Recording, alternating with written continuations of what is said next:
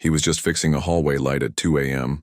until a barefoot stranger with a child asked him to open the door, and everything he thought he'd buried came flooding back.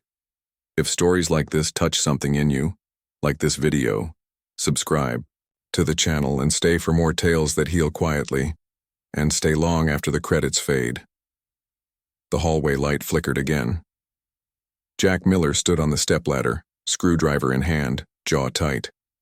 One more turn, one more check. The wire was frayed, just like everything else in this damn house. He wasn't fixing it for anyone but himself. The house didn't belong to him. It barely belonged to itself. But things that flickered, that buzzed, or failed, made Jack uneasy. He didn't mind silence. But broken things. They reminded him too much of what couldn't be fixed. The wind pushed against the windows, rattling them softly. October had folded into November. In Maple Hollow, that meant the trees had gone bare and the nights had grown sharper. The town itself, just 3 blocks of real buildings and a long tail of back roads, slept under a sky full of clouds. Jack exhaled, stepped down, and the light, miraculously, held steady. For now. Then came the knock. 3 soft, uncertain taps. Not urgent, not bold, just enough to be heard. Then silence. Jack stood still. He didn't get visitors. Not at 2 a.m., not ever. A beat. Then again. A second knock. Hesitant. Like someone out there wasn't sure if they should be. Jack moved to the door, hesitating for a full breath before opening it. The porch light caught her first. A woman, barefoot, soaked to the knees. Her coat hung unevenly off one shoulder, and in her arms she cradled a sleeping child. The girl's cheek was pressed to her neck, her tiny hands clutching the collar of her mother's coat. Jack's eyes moved from the woman's face, young but drawn, to her feet, streaked with mud and cold. "I'm sorry," she said, her voice, barely a whisper, winded. "I know it's late, we need somewhere to wait out the night, just till morning, just until it's over." Jack didn't answer, he didn't move. But something inside him cracked, like a floorboard under. Wait, he looked at the child, then at the woman's eyes, gray, tired, but still lit with a kind of quiet resolve. "You're barefoot," he said, as if that somehow explained it all. She nodded. "We left in a hurry." He should have said no. He should have pointed them to the sheriff's house or the bakery where Mrs. Jensen still kept a cot in the back for emergencies. He should have done anything else. Instead, he stepped aside. "Come in," he said. She blinked, then walked past him, the child shifting slightly in her arms. Jack closed the door behind them, and with it, shut out a storm that hadn't yet broken, but promised it would. The old gas heater in the living room was already on. He gestured toward it, and the woman sat down, careful not to jostle the girl too much. Jack disappeared into the kitchen and returned with a heavy wool blanket. She took it with both hands and wrapped it around the child, then herself. "You want tea?" he asked. She hesitated. Water would be fine. He nodded, filled a kettle, and lit the flame beneath it. His hands moved automatically. Years ago, those hands had once built furniture, rewired homes, held a baby girl with a soft head of golden curls. Now they made quiet tea for strangers. When he returned, she was humming something under her breath, an almost song, soft and repetitive, meant only for the girl. Jack handed her the mug. "Thanks," she murmured, and blew on the surface. She took a sip. Her shoulders dropped just a little. "My name's Claire," she said, glancing up. "This is Lucy." "Jack," he replied. A moment passed. 2. Then Lucy coughed softly in her sleep, and Claire instinctively pulled the girl closer. Jack sat down across the room, on the old wooden chair that creaked when he moved. He watched the flames dance behind the heater grate. No one spoke. The house had always been quiet, but tonight it felt like something had shifted, not louder, not warmer exactly, but less empty. He didn't ask why they were out here. He didn't need to. He knew the shape of running, of arriving with nothing but breath and bones and a name you're not sure you trust anymore. He also knew that people only showed up barefoot in the cold when they had no one else to turn to. Claire adjusted. Her coat. Her fingers were red from the cold and a faint bruise ran along her wrist. "You and your daughter can stay the night," Jack said finally. "It's not much, but it's dry. There's an extra blanket in the hallway closet." Claire looked up at him. Not surprised. Not grateful exactly. Something more solemn than that. "We'll be gone by morning," she said. Jack didn't answer. He only nodded. Then he stood, walked back to the hallway, and looked up at the newly steady light. He'd fixed minutes ago flickering things, broken things, things that only worked in pieces. Maybe tonight they'd hold a little longer. He didn't sleep. Not really. He sat in the kitchen with a cup of cold coffee, the moonlight slicing through the side window, casting pale streaks on the floor. He could hear the breathing from the other room, 2 sets. One steady, small and high. The other deeper, slow. Jack ran a hand over his face, then stared into the dark. That woman. Her eyes. The bruise. The way she hadn't begged. Just asked the child, so still, so quiet. He thought about the last time he'd carried a child through a storm. About the scream he hadn't been able to unhear. About the fire that didn't give him time to fix anything. Sometime near dawn, when the sky turned to ash gray and the birds began to whisper, Jack stood in the hallway again just beneath that same light. It was still on, still steady, and from behind the closed door he heard Lucy stir. A soft sigh, then silence again. He placed his hand on the doorframe. Then, almost without meaning to, he whispered to no one, "Stay until it's over." Jack didn't open the bedroom door that morning. He didn't knock. He didn't brew coffee like he usually did, didn't flip on the radio or open the blinds. Instead, he sat on the porch steps with a thermos in hand and watched the fog roll over the gravel road like a tide that had forgotten how to retreat.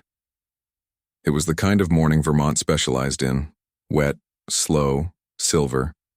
The kind where the world didn't ask anything of you, not even your presence. It just existed, hushed and half asleep, same as the man sitting on the steps. He thought of the girl's small feet, dirty and bare. The bruise on the woman's wrist. Claire. That was her name. Jack took a sip from the thermos. Lukewarm. Still better than silence. Behind him, the screen door creaked open. He didn't turn around. "Morning," Claire said. Her voice was softer than last night, but steadier. He heard the rustle of a blanket being adjusted, the scuff of her steps as she sat down a few feet from him, not beside him, a deliberate space between. He nodded. "You sleep?" She hesitated. "A little. Lucy's still out. I think she feels safe here." Jack didn't know what to say to that. Safe wasn't something he knew how to offer anymore. Not since the fire. Not since the world had reminded him that you could give your whole heart to something and still lose it. They sat in silence. Not uncomfortable, but not easy either. "I can clean up," she offered after a while. "I saw a broom in the corner. I don't want to just take." "You don't have to," Jack said. "I want to." He looked at her then. Her face was pale in the morning light, framed by hair that had dried into loose waves. She wore the same coat, zipped now, the collar up. Her eyes were clear but tired. The kind of tired that didn't come from lack of sleep. It came from carrying something too long. Jack stood and walked back inside without a word. He set the broom by the door and went to the shed. By noon, Lucy was awake. She didn't speak, just followed her mother around the house like a quiet echo. She didn't cry, didn't smile, but she watched. Everything. Jack caught her staring once as he changed a light bulb in the kitchen. She didn't flinch when he looked back, just blinked. He offered her a soft smile. She didn't return it, but she didn't look away. Claire cooked, scrambled eggs and toast. She made enough for 3 but didn't ask if he wanted any. She just set a plate on the counter near him and took hers to the couch. Lucy curled against her side. He stared at the food for a while before picking up a fork. They ate in silence. Jack couldn't remember the last time he'd eaten breakfast with another human being in the room. The clink of his fork against the plate sounded louder than it should have. Afterward, Claire stood by the sink. "Thank you," she said. "For the eggs?" he asked. She shook her head. "For not asking questions." He looked at her, not fully sure what he saw. Grief, pride, shame, strength. "You looked like someone who didn't want to talk," he said. Claire gave a soft smile. "That's generous." She turned back to the dishes, and Jack returned to the back porch, unsure what it meant to feel so many things at once after feeling so little for so long. That afternoon, he worked in the garage. The old table he'd started fixing weeks ago still leaned against the far wall, legs off kilter, wood faded and uneven. He hadn't touched it in days. He meant to finish it eventually. But not for anyone. There was no one to sit at it. No dinners. No holidays. No daughter with ketchup on her shirt or wife laughing at his bad jokes. Now he thought about Lucy, sitting quietly, waiting for permission to speak. About Claire, putting herself between the child and the world. Jack picked up a chisel and went to work. By evening, Claire had swept the whole house. She'd folded the blankets, washed the dishes, and somehow repaired the broken latch on the front closet door. Lucy was asleep again, tucked into a pillow fort on the living room rug. "I didn't mean to stay another night," Claire said, leaning in the doorway as Jack cleaned up sawdust. "I didn't ask you to leave."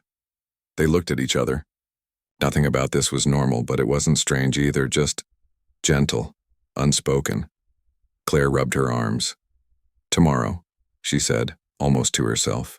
"We'll head toward Manchester. I think we can find something there. Maybe a room. Maybe someone who can—" "You in trouble?" Jack asked, voice even. Claire's mouth moved, but nothing came out at first. "Yes," she said finally. She didn't elaborate. Jack didn't press. "Okay," he said. Just that. No lecture, no fear. Claire's eyes shimmered for a second, but she blinked it away. "You don't know me," she said. "No," he replied. "But I know what it looks like when someone's running." That night, Jack turned off the hallway light before bed. It held steady for once, no flicker, no buzz. He walked past the living room, paused just long enough to glance at the small shape under the blanket. Lucy's hand had slipped free, resting beside her cheek. Her breathing was slow, peaceful. Claire lay on the couch beside her, one arm draped across the girl protectively. Jack stared a second longer, then turned away. He climbed the stairs to the bedroom he hadn't used in months and lay on the edge of the mattress staring at the ceiling.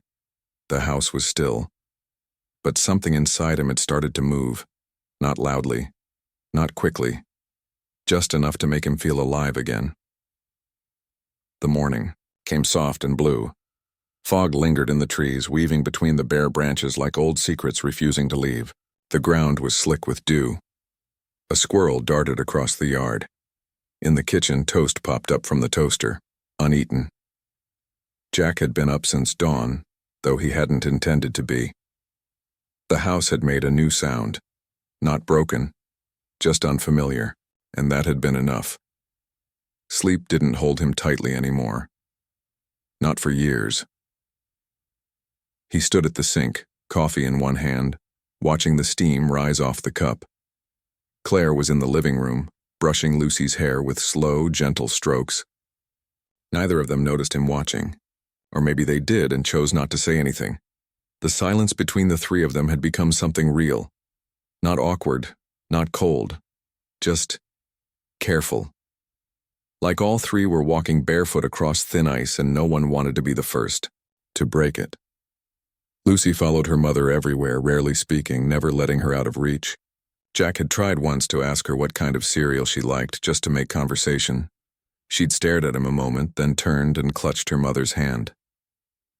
Claire didn't scold her. She didn't apologize either. She only smiled softly and said, "She'll come around, it just takes time."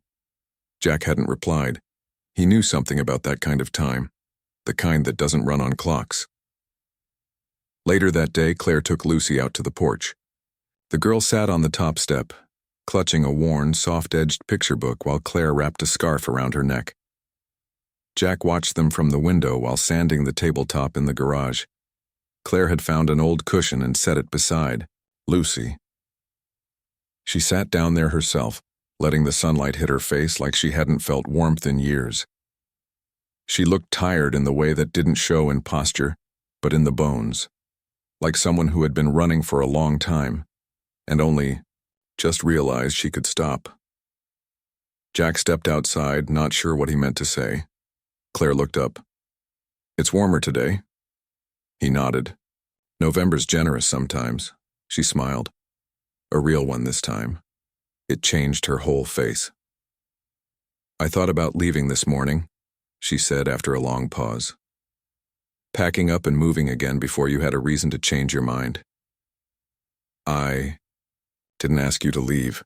I know. That's what scared me." Jack leaned against the porch rail, arms crossed. He looked down at Lucy, who was flipping through her book without really reading it. She hadn't acknowledged him, but she hadn't run away either. "She looks a little more comfortable," he offered. Claire nodded.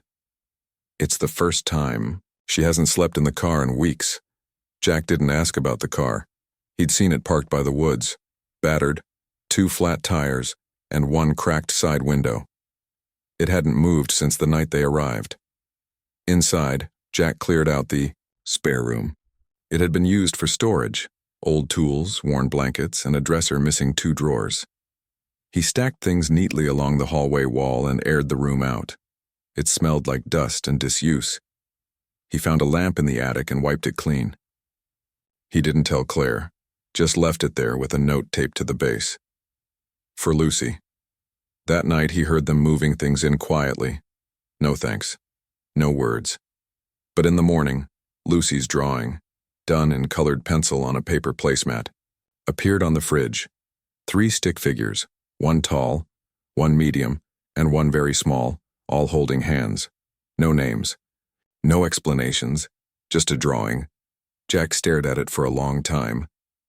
Then he went outside, stood by the garage, and looked at the patch of empty earth behind the house. It used to be a garden. Someone else's, long ago.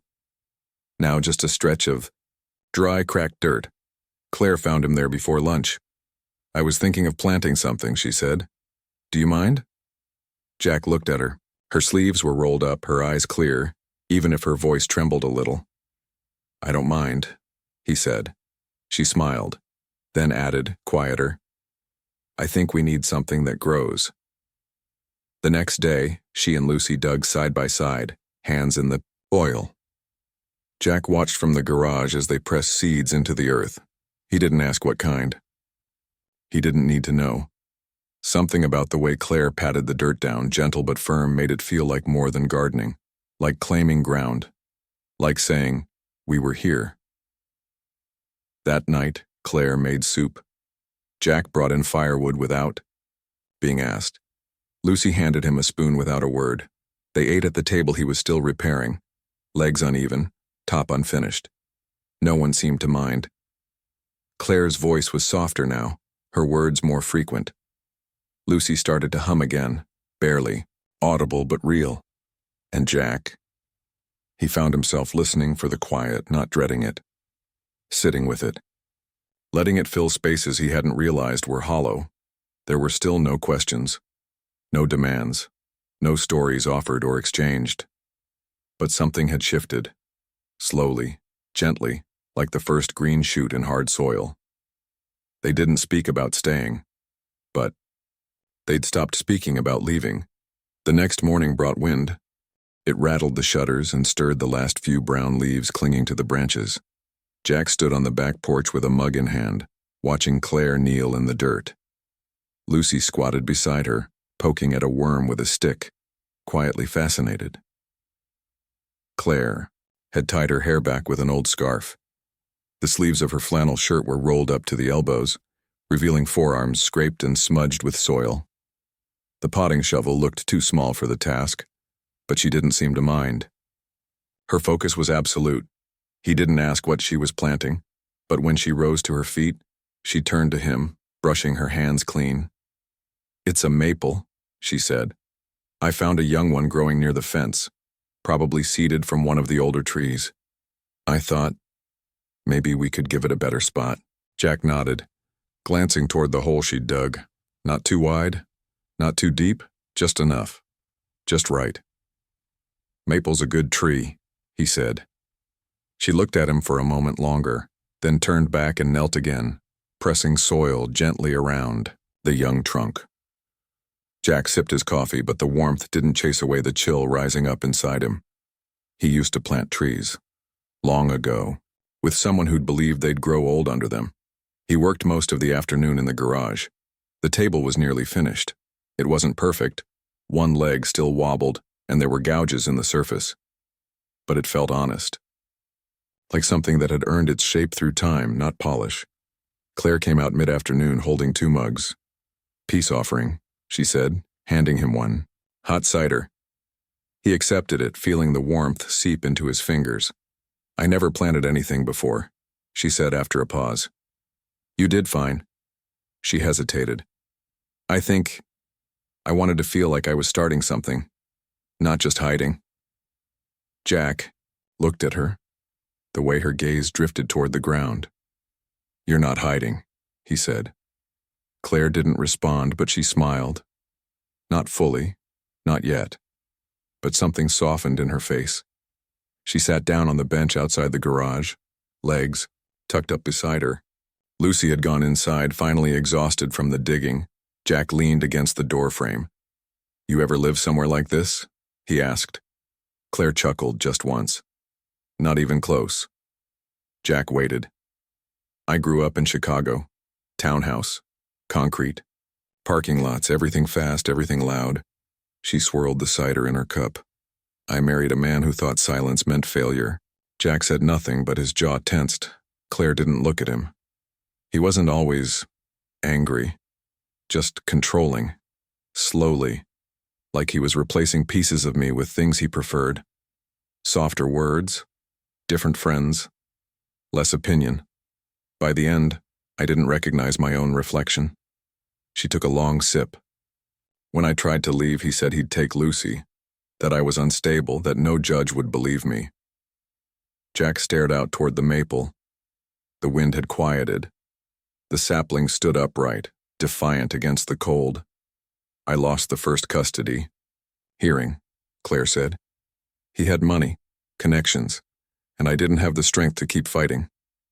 She finally looked at Jack. "So I ran." Jack didn't speak. Not because he didn't want to, but because he knew what it meant, to have your past collapse inward, to be caught under the rubble and still find breath to speak from beneath it. He took a breath. "My wife died in a fire," he said. Claire's gaze held steady. "My daughter, too. Faulty wiring. I'd promised to fix it. I didn't. There. It was. Simple, awful. Truth laid bare between 2 people with scarred hands." Claire blinked slowly. "I'm sorry."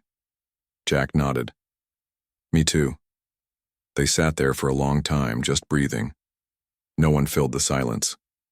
No one needed to. That night, Claire cooked stew. Lucy set the forks on the table, carefully aligning them like they mattered. The light above them hummed softly, steady. After dinner, Jack reached for the toolbox and slid the table away from the wall. "Let's fix this leg." Claire raised an eyebrow. "Now?" "Why not?" She joined him on the floor, sleeves pushed, up again, holding the wood steady while he tightened bolts. Lucy sat cross-legged beside them, watching intently. Her thumb hovered near her mouth, but she didn't touch it. "There," Jack said. "Try it." Claire leaned against the table, testing the wobble. It held. "Looks like it's staying," she said. Jack looked at her. "So are we," she added, voice quieter now. "Just for a little longer."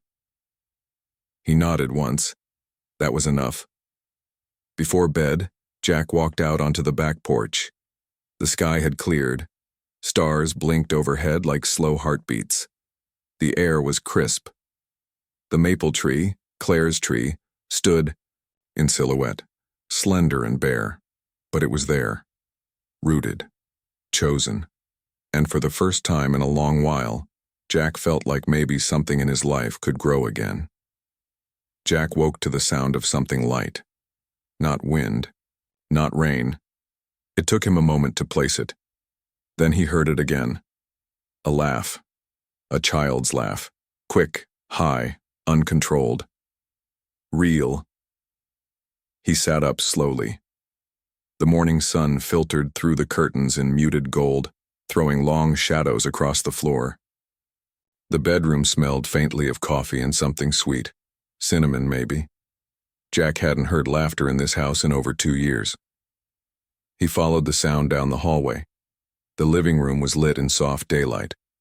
Claire stood by the stove, barefoot, stirring something in a pot.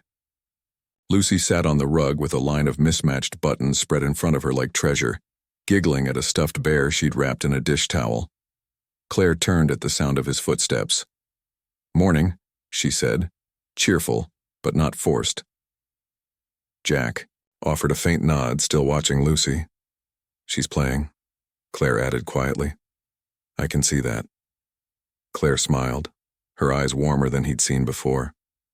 "I found a tin of buttons in the hall closet," she said. "Apparently they're hilarious." Lucy let out another giggle as she held the bear up like it had said something funny. Jack couldn't help it. His mouth twitched. Not a full smile, but something close. Claire poured coffee and handed him a mug. The scent was strong, comforting. "Cinnamon toast is almost done." Jack accepted the cup and sat on the edge of the armchair, watching Lucy arrange buttons into shapes. Circles, hearts, something that might have been a flower. "You eat toast?" Claire asked. "I eat what's in front of me," he said. She raised an eyebrow. "I'll take that as a yes." They sat together at the small table, Jack, Claire, and Lucy, and for the first time it didn't feel temporary. The table didn't wobble. The food was simple but warm. And when Claire reached for the butter, her arm brushed Jack's, he didn't flinch. Lucy spoke, just a single word. "More?" Claire froze for a beat, her eyes wide. Then she smiled, like something bloomed right behind her ribs. "Of course. Sweet pea," she said, her voice breaking just slightly. She handed over another slice of toast. Jack watched the exchange in silence. It wasn't just that Lucy had spoken, it was how Claire looked at her, like she'd waited years for that sound. After breakfast, Claire and Lucy went outside to water the young maple tree. Jack stayed behind and washed the dishes. The window over the sink framed them perfectly, Claire kneeling in the dirt, gently loosening the soil around the roots, Lucy mimicking her movements with her own tiny hands. They were quiet, but their movements spoke. "We're still here. We're still trying." Jack dried his hands and went. Back to the garage, the bench needed sanding. He worked slowly, not rushing the process, letting each motion fill the silence. But the silence had changed. It didn't echo anymore. That afternoon, Claire asked if he'd show Lucy the attic. Jack hesitated. The attic had been untouched since the day he moved in, full of boxes that didn't belong to him, dust on every surface and air that smelled like time and things that had been forgotten. "Just for fun," she said. "Maybe she'll find something to play with." Jack looked at Lucy. She was holding Claire's hand, thumb in her mouth, but her eyes were curious. A little spark of something, mischief maybe, danced behind them. He nodded. "All right."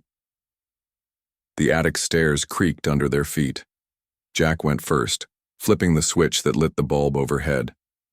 It cast everything in warm amber: trunks, old chairs, a rolled-up rug, a sewing dummy slumped against the far wall like a sleeping ghost. Lucy stepped in slowly, eyes wide. Claire knelt beside an old crate and pulled out a wooden music box. She wound it gently. A delicate melody filled the space. Clear, slow, the kind that might have played in a nursery decades ago. Lucy froze, then smiled. Claire looked up at Jack, her expression unreadable. He walked over to another box and opened it. Blankets, quilt scraps, and a faded book of bird drawings. We could bring some of this down, Claire said. Make it less haunted, Jack snorted. It's got charm. Claire looked at him. Is that a joke, Jack Miller? Could be, he said.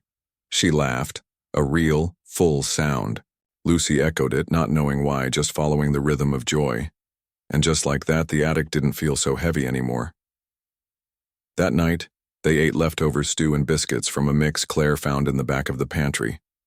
Lucy insisted on setting the table again, adding a fork for her bear. Jack didn't correct her.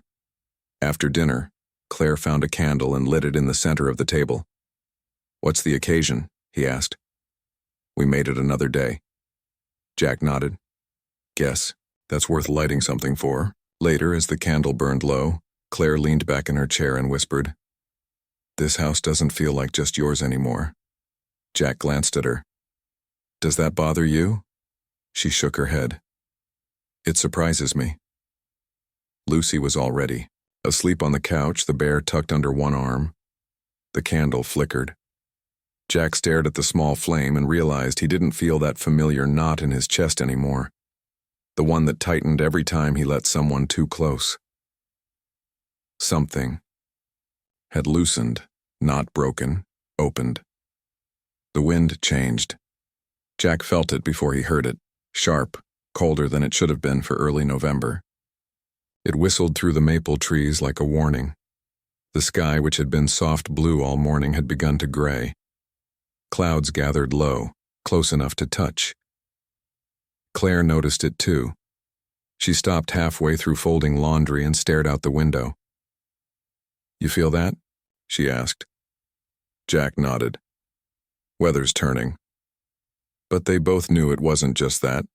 They'd fallen into a rhythm, the three of them. Mornings with toast and soft laughter, afternoons working on small things, Claire reorganizing cabinets, Lucy drawing pictures of trees and bears, Jack fixing anything that needed fixing or didn't. Evenings around the table, where the candlelight reflected in their eyes like they were a family that had always existed and just forgotten for a little while, but now the air felt different. Too still, too heavy. Jack tried to shake it.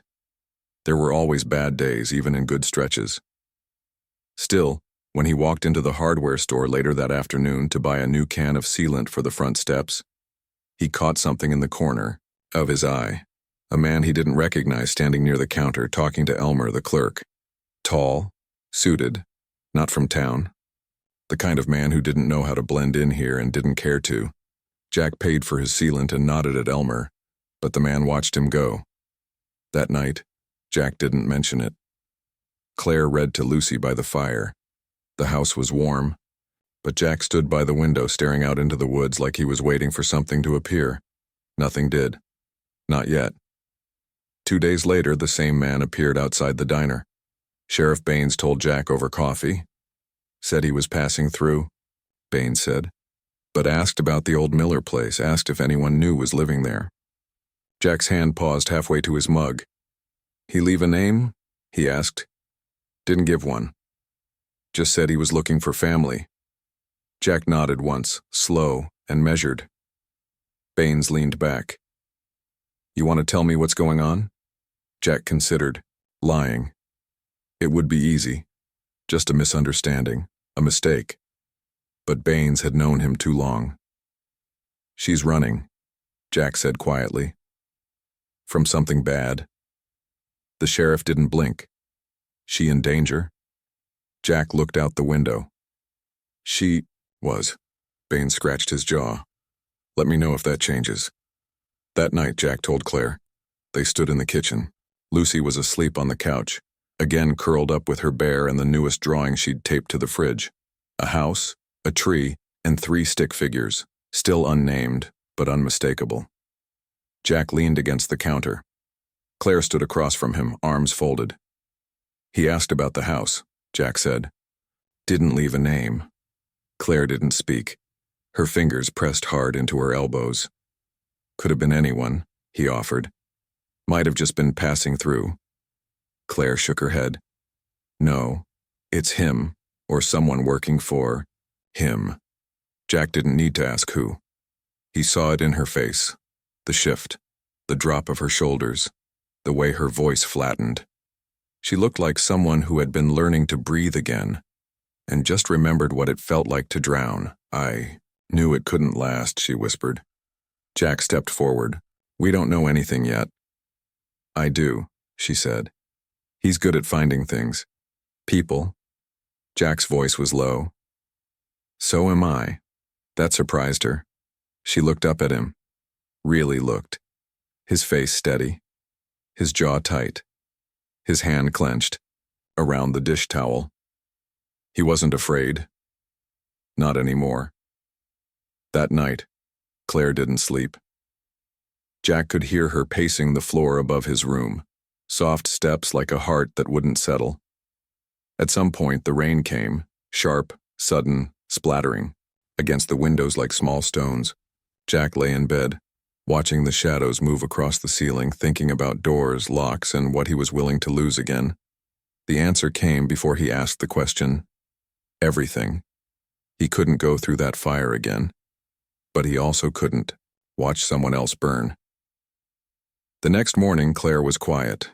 She dressed Lucy slowly, like each button might be the last thing she did in this house. Lucy didn't understand, but she sensed it. She clung tighter to her mother. She didn't smile. Claire folded the laundry again, wiped the counters, even swept the porch, as if preparing to leave nothing behind. Jack waited. He gave her space. But he watched. Finally, when Lucy napped, Claire walked outside and stood by the maple tree. It had begun to bend in the wind, the young trunk swaying. She placed her palm against it like she could hold it steady.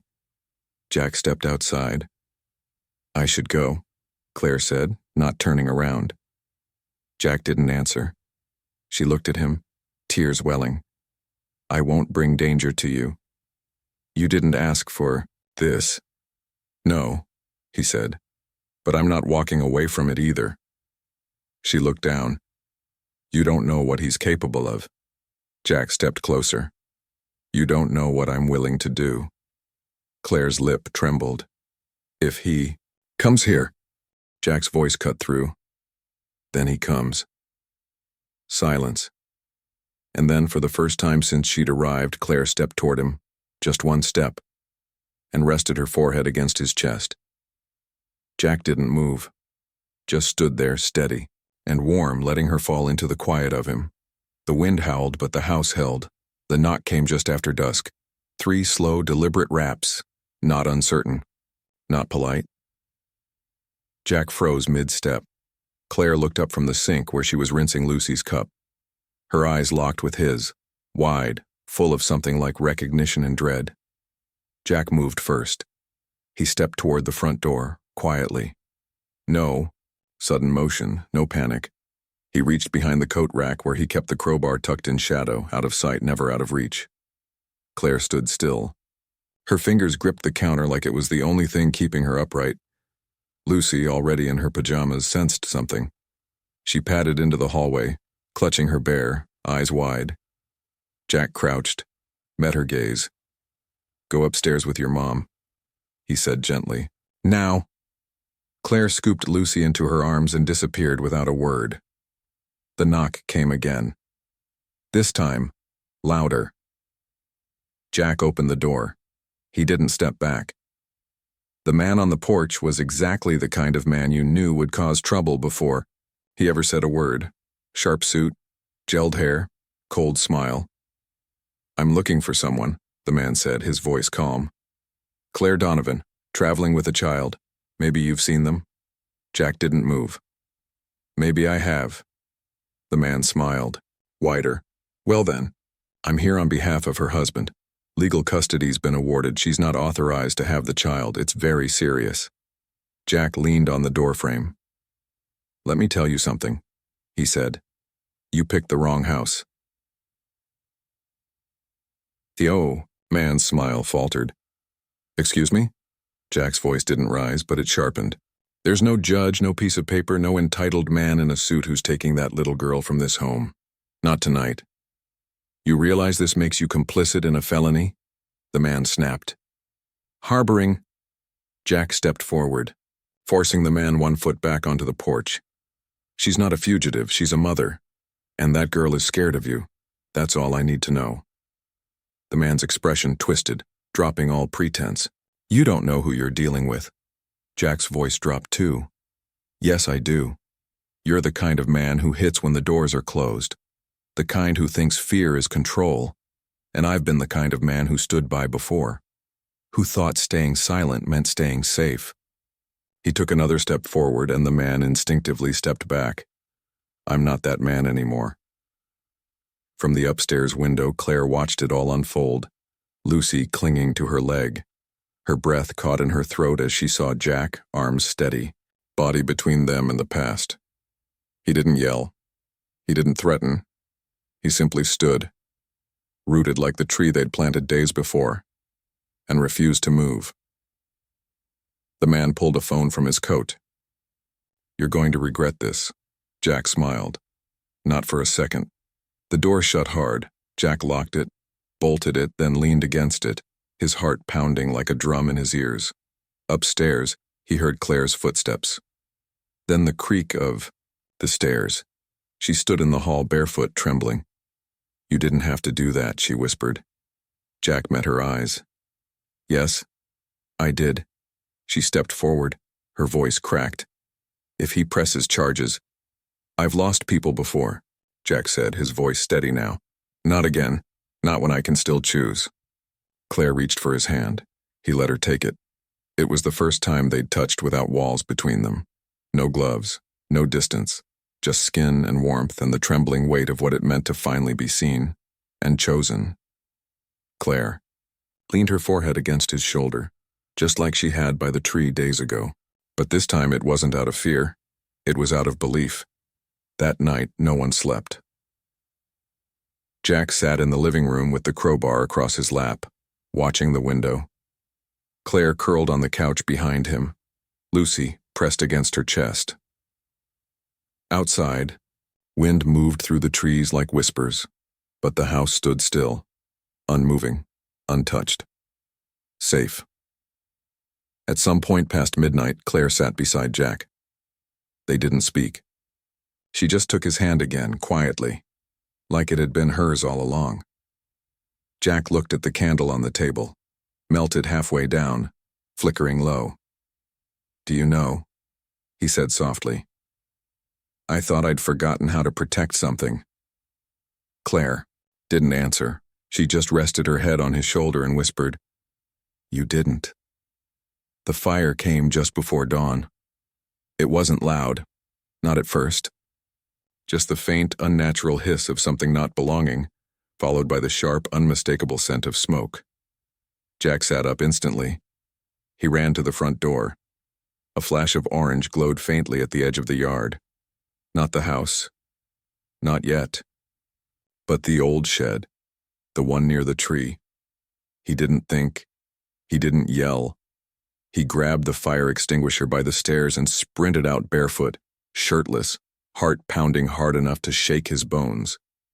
The flames had already devoured the sidewall, licking up the dry wood like it had been waiting.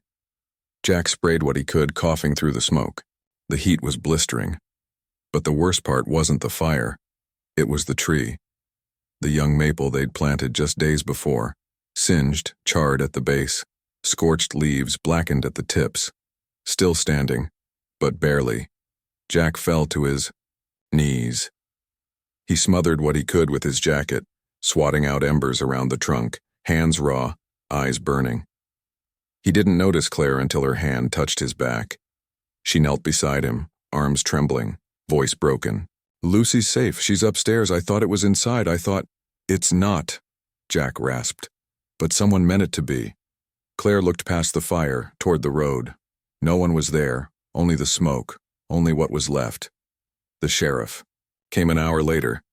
Baines walked the perimeter, boots crunching in the ash, jaw tight. "Accelerant," he said, crouching beside the remains. "No doubt."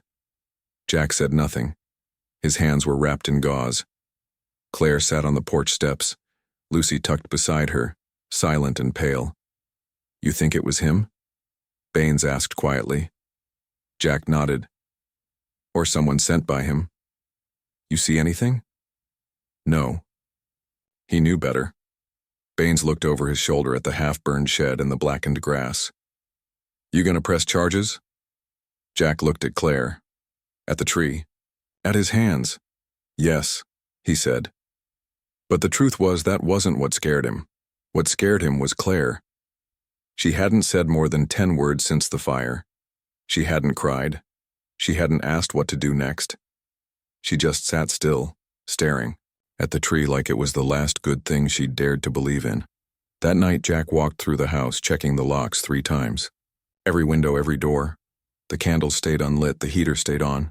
He found Claire in the kitchen, staring at the empty table. I should have known it wouldn't last, she said quietly. Jack leaned against the doorframe. That's what he wants you to believe. Claire shook her head. It's not just him, it's me. I bring this, I ruin places. Jack crossed the room in 2 steps. No, you don't. She looked at him, eyes hollow. You had peace before us. No, he said. I had silence, that's not the same. She turned away. I don't want Lucy to grow up afraid. Then don't teach her to run, he said. Teach her to stay. Claire's lip trembled. But what if he comes back? Jack's voice broke for the first time in weeks.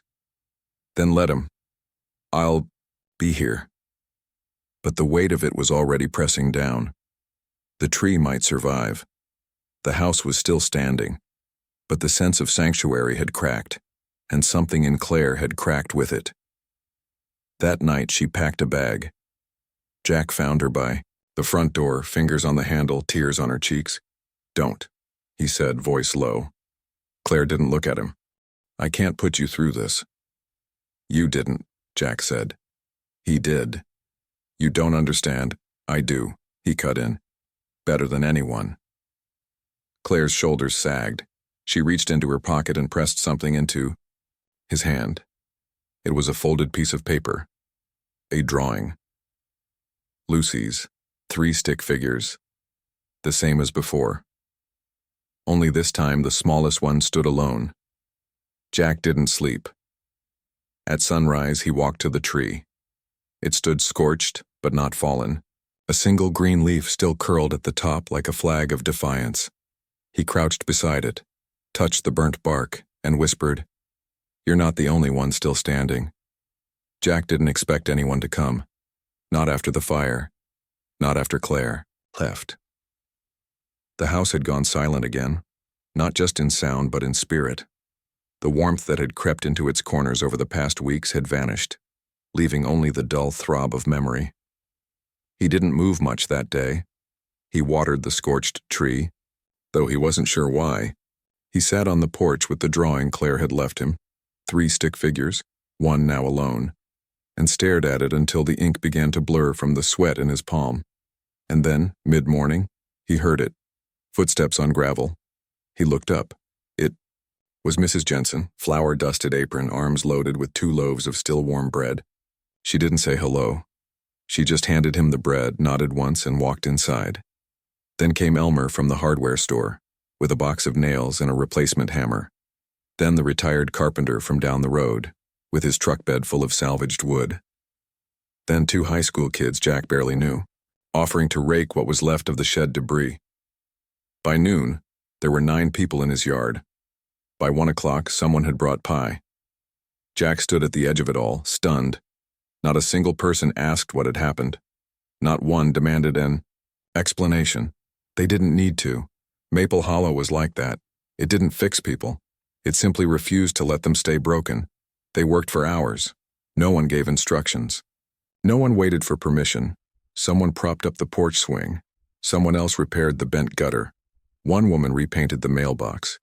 Jack found himself hammering beside Elmer, clearing old boards and replacing them with new. She still gone? Elmer asked quietly. Jack didn't answer. Elmer just nodded. Give her time. By the time the sun sank low, the shed frame was standing again, crude but steady. Smoke no longer lingered in the air. The scent of cider and sawdust had replaced it. The town faded one by one, with waves and quiet promises to return tomorrow. Jack stood alone again. But the silence didn't feel empty now. It felt full, like something was about to begin. That night, Jack lit a candle at the dinner table, not out of habit, not out of memory, but out of defiance. He didn't touch the bread, not yet. He wasn't hungry. He just sat with the candlelight flickering against the walls and let it soften the edges of the room. Then, footsteps. Not his. Not the wind. He rose, heart thudding louder than it should. And there she was. Claire, standing in the doorway, hair windblown, arms trembling, eyes red but open. She didn't speak right away. Neither did he. Then Lucy appeared from behind her, bear in hand, looking smaller than ever, but somehow stronger too. Jack stepped forward. Claire's voice broke. "I was halfway to Manchester and I couldn't do it. I couldn't leave this." Jack looked at her, then at Lucy, then back. "You didn't." He opened the door wider. She walked in. Lucy followed, silent but sure. Claire looked around, at the table, the candle, the repaired wall, and her hand flew to her mouth. "They came?" she asked, barely breathing. Jack nodded. "All of them." Claire looked like she might cry again. Instead, she whispered, "Why?" Jack didn't hesitate. "Because this town remembers who people are, not just what they've survived." They sat down at the table. Lucy climbed into Jack's lap without a word. Claire reached for his hand across the wood, the same table he'd once built for a family he lost, now rebuilt for the one he'd chosen. The candle flickered. Jack looked at her. "I wasn't sure you'd come back," he said. Claire's fingers tightened around his. "I wasn't sure I deserved to." "You do." She swallowed hard. "So do you." Outside, the maple tree swayed gently in the night wind. It hadn't died, and neither had they. A week passed. Then 2. The weather turned colder, but the mornings still came soft. Each day began with the hum of the heater, the clink of dishes in, the sink, the scent of coffee and toast and laughter. Not constant, not loud, but real. The maple tree had survived. Scorched, yes. Bent, but not broken. New buds had appeared along its trunk, small signs of stubborn life. Jack checked it every morning, brushing frost from its leaves like it was something sacred. Claire planted bulbs around the base, tulips, daffodils. "Spring," she said. "We'll need color when it comes." Jack built a wooden border around the soil, not fancy but solid, like everything he touched now. Lucy started talking again. Not much, a few words, scattered and soft, but each one landed like a small miracle. She sang sometimes too, hummed while drawing, called the bear Buddy one morning and insisted he have a seat at breakfast. Claire cried quietly in the pantry after that. Jack didn't say anything. He just stood beside her, handed her a mug of tea, and waited until she was ready to come back. They hung drawings on the fridge. Lucy's worlds made in crayon and paper scraps. One morning Jack found a new one, the same 3 stick figures, but this time underneath the tree. The maple, still standing, still green. He didn't say anything, just pinned it beside the others and stood there for a long time. Jack finished the table, sanded it smooth, stained it by hand. 3 chairs now. One high enough for Lucy. Claire added cushions. Lucy taped a flower sticker to the underside and declared it a secret only Jack could know. He never told a soul. They never talked much about the fire after that. Never mentioned the man in the suit. Never spoke his name. They didn't need to. What tried to take them didn't win. One Sunday morning the town came back, not for emergency repairs, not to offer sympathy, just to stay. Mrs. Jensen brought warm apple bread. Elmer delivered a box of hand-carved Christmas ornaments with everyone's names on them, including Lucy's bear, Buddy. The retired carpenter helped Jack hang a new porch light, brighter and warmer than the old one. The sheriff came last. He tipped his hat, sipped some cider, and said, "Looks like you're staying." Claire smiled. Jack nodded. "I am." That night, as the town faded into twilight, Claire stood by the front window. Lucy lay asleep on the couch, arms around her bear. Jack came up beside her. "I never thought I'd want a place like this," she said softly. "I never thought I'd have one again." Claire looked at him. "Are we a family?" Jack didn't answer right away. Instead, he reached out and gently took her hand, lacing his fingers with hers. "I don't know what tomorrow looks like," he said. "But I know this. I'm not going anywhere." Claire leaned her head against his shoulder. "We don't have to promise forever," she whispered. Jack kissed the top of her head. "No," he said, "but I'll choose you. Every day." Outside under the porch light, the wind stirred the branches of the young maple tree. Not much, just enough to remind the world it was still growing, and so were they. If this story stirred something quiet in you, a memory, a hope, or just the need to believe in second chances, give it a like, subscribe to the channel, and stay a while. Because sometimes the smallest stories leave the deepest roots.